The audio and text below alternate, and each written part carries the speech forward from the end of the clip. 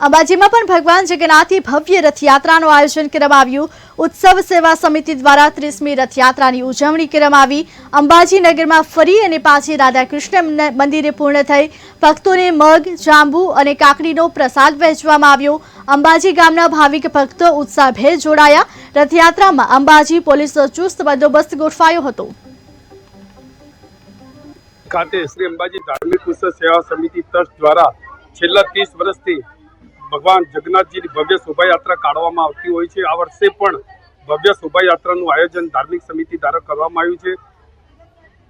રાધે કૃષ્ણ મંદિરથી શોભાયાત્રા નીકળી ચૂકી છે, નગરમાં ફરી રહી છે અને કૃષ્ણ ભગવાનના નાદ બોલાઈ રહ્યા છે। જય રણછોડ માખણ છોડના નાદથી અંબાજી ગામ ગુંજી રહ્યું છે।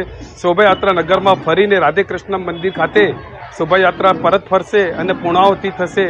દરેક ધર્મ પ્રેમી જનતા અમારી પધારેલી છે અને સાથે સાથે બીજી પણ જોડાવા માટે સમિતિ દ્વારા આહવાન કરવામાં આવ્યું છે।